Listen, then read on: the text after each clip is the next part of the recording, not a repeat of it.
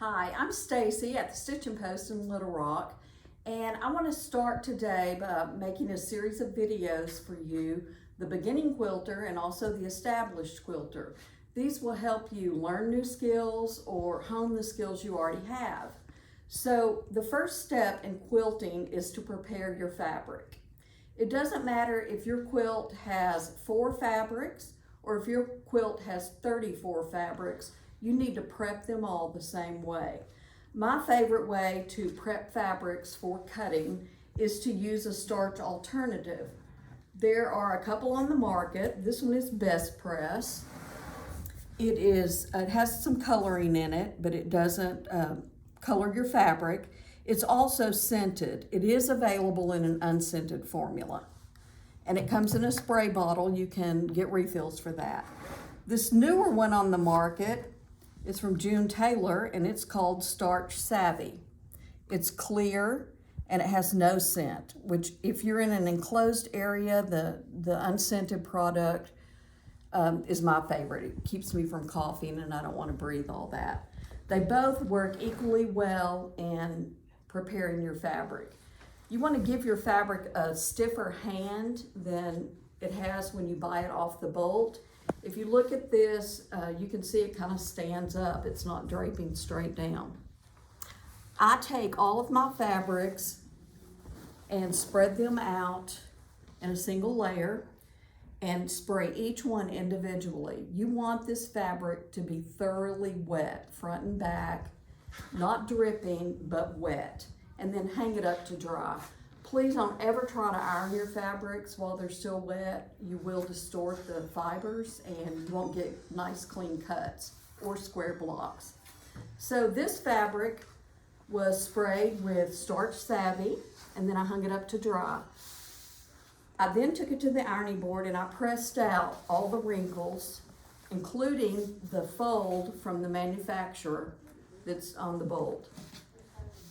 Now, this is not uncommon. We want to fold it back, but it's not uncommon when you have fabric off the bolt and you pressed it and you put it back.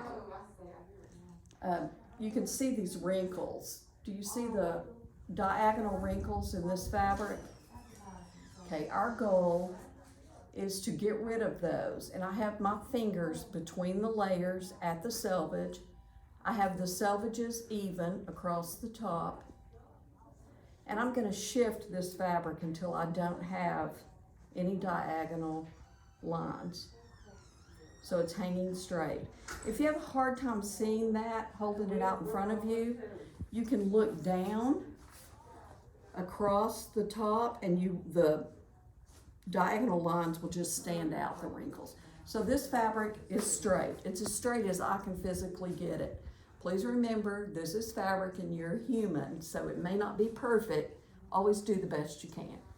I'm going to drag this across my board.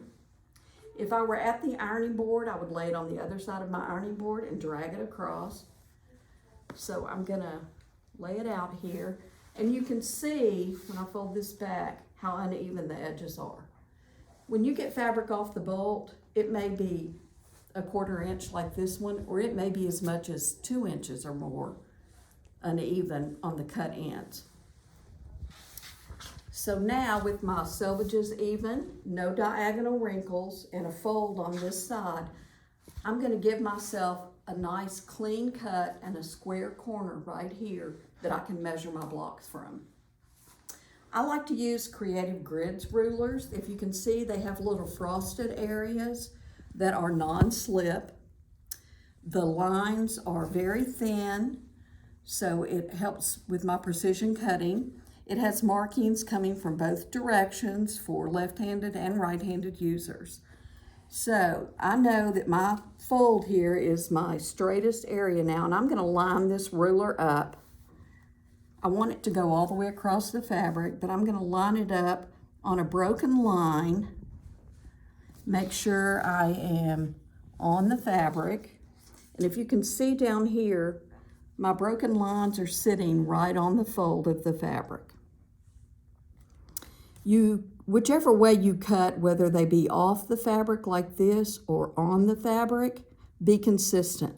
I like to have my broken line on the fabric, and I use the broken line because I can see in between.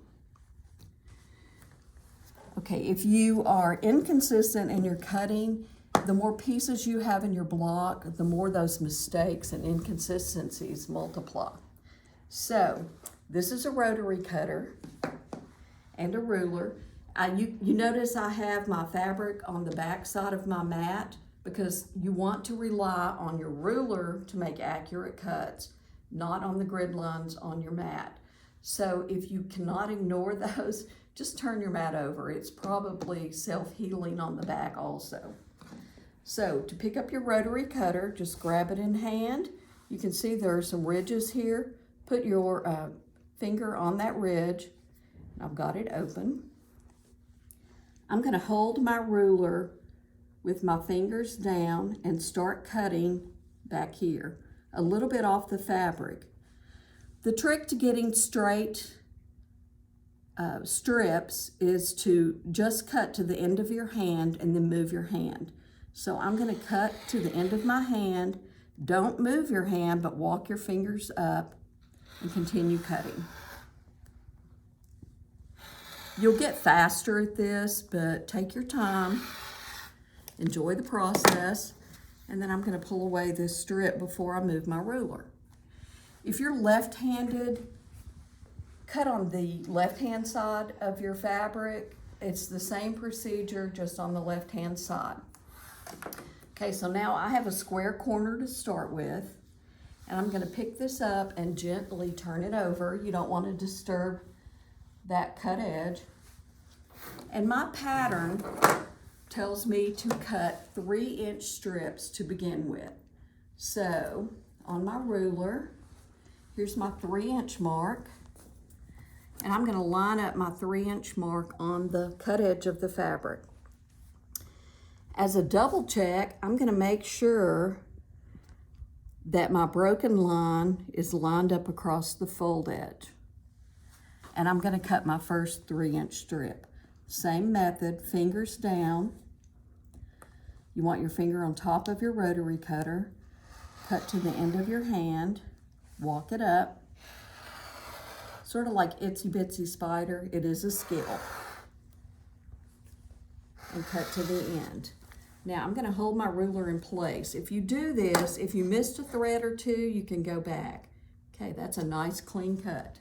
And I'm going to continue across my fabric cutting the required number of strips.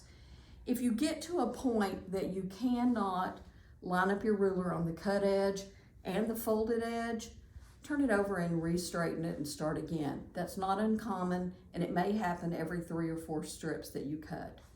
Hope this gets you started with your quilting experience, and we'll be back later to talk to you about the next step.